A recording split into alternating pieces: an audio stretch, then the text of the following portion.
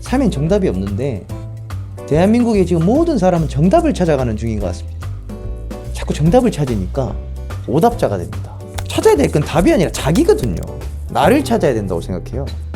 저는 이야기 브릿지라고 하는 단체 대표로 있는 김경환이라고 합니다.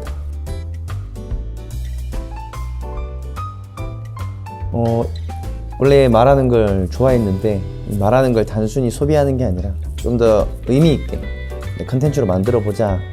군대 있을 때 이제 읽었던 책의 작가님들이 강연을 하시면서 돈을 벌 수 있다는 사실을 알게 됐고, 내가 하고 싶은 것들을 해 나가면서 그거를 이야기하는 걸로 내가 돈을 벌 수 있는 또 하나의 직업을 만들 수 있지 않을까 라는 생각으로 강연을 한번 해보자 라고 시작했습니다.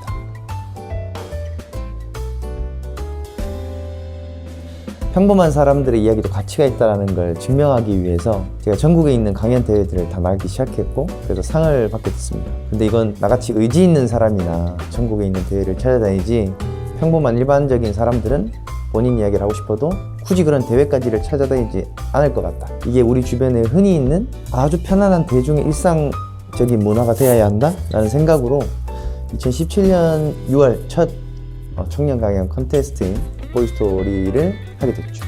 그게 지금 5년째 8번이라는 걸로 이어져서 최근에는 비대면 코로나 시기에 맞게 영보이스라는 비대면 강연 대회까지 이어졌습니다.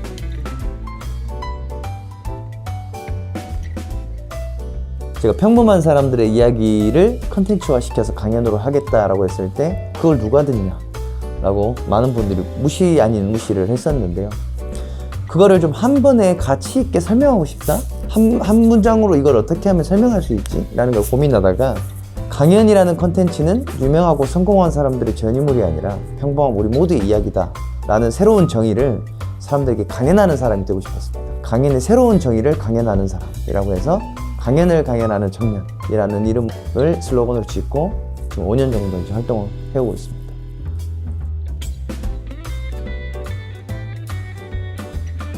우리 흔히 대학생 친구들 이렇게 앞에서 팀 과제나 발표하면 특유의 톤이 있습니다. 네, 안녕하십니까. 경영학부 김경환입니다.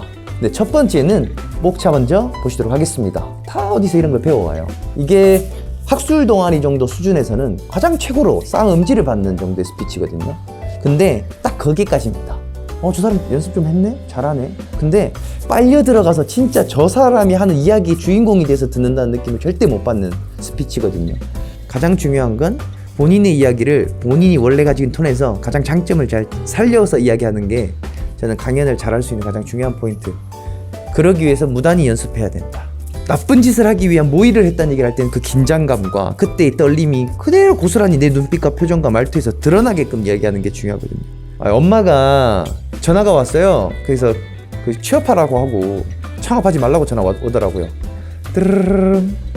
엄마 했더니 제 어머니 이렇게 말씀하셨습니다. 네가 뭔데 강연이냐, 야 취업이나 해, 뭐하냐? 라는 어머니의 전화를 받고 라고 말하는 거하고는 천지 차이죠. 강연은 이렇게 살려야 된다. 본인의 이야기를 얼마나 다 잘할 수 있는가, 그걸 컨텐츠화 시키는가에 엄청난 전 작품이다. 네, 그렇게 생각합니다.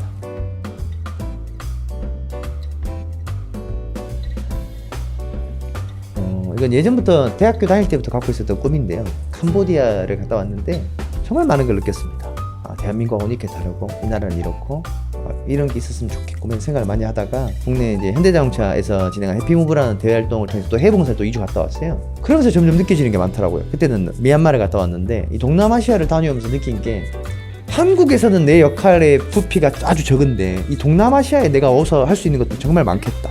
낯선 환경에 나를 한번 던져보고 싶다라는 욕심도 있고, 그래서 제가 당시에 국제개발협력에 관심이 엄청 많았습니다. 그래서 저는 지금 대학을 졸업했는데도 석사를 간 게 아니라 다시 학사를 따고 있습니다. 한국어 문화학과를 다니고 있고 한국어 교원 2급과 다문화 전문가를 따서 한국어를 가르칠 수 있는 역량을 좀 키워가지고 그걸로 해외에 나가서 봉사를 좀 하고 싶다.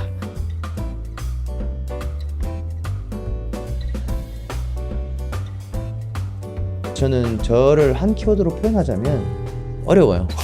하고 있는 것도 너무 많고 보여지는 색깔도 너무 짙고 다양한데, 모난돌이라고 저를 키워드로 꼽겠습니다. 모난돌. 일평생 모난돌이어서 정을 많이 맞았고, 고든 소리 잘했고, 굽히지 않았고, 힘있고 돈있고 나이 있는 사람들 앞에서도 할 말 다 했고, 은유적으로 표현하면 모난돌인데요, 비주류예요. 저는 완전히 비주류고요. 독고다이고 모난돌이고 그렇습니다.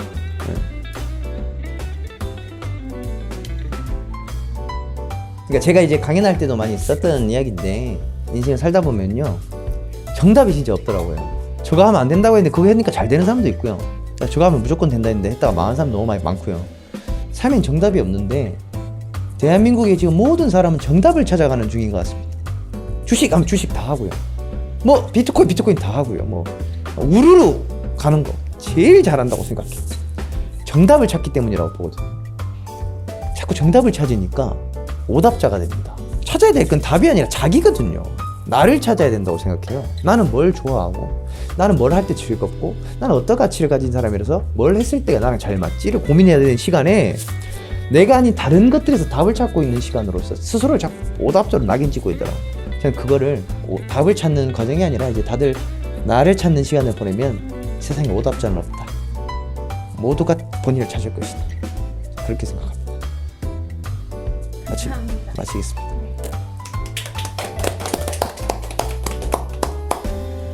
대표님 그거 혹시 해보셨어요? 그 INSP MBTI 네, 저 ENTJ 나옵니다. ENTJ 대담한 지도자형.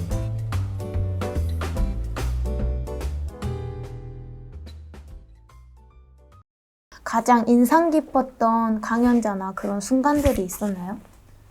저는 어머님에 대한 이야기를 했던 분이셨던 것 같습니다. 그래서 그분이 어머님이 돌아가신 3년 동안 좀 믿기지 않는 현실 뭐 이런 것 때문에 아예 기억을 잊고 살았다고 하시더라고요. 어머님에 대한. 근데 이 우연한 강연 컨테스트 기회를 통해서 어머니에 대해서 내가 다시 한번 돌아보자. 너무 죄송했고 미안했기에 스스로가 외면했구나 라는 걸 깨닫게 됐고, 무엇보다 기억에 남는 그 핵심적인 말은 돌아가신 3년 동안 부모님, 특히나 어머님 그 사진을 못 봤다고 하더라고요. 근데 3년이 지난 이 무대를 준비하기 위해서 어머니 사진을 꺼내서 많이 봤다. 계속 보면서 강연을 준비했다. 그래서 어머님 사진을 다시 볼 수 있게 해줘서 감사하다 라고 했었던 그 강연자가 가장 기억에 남습니다.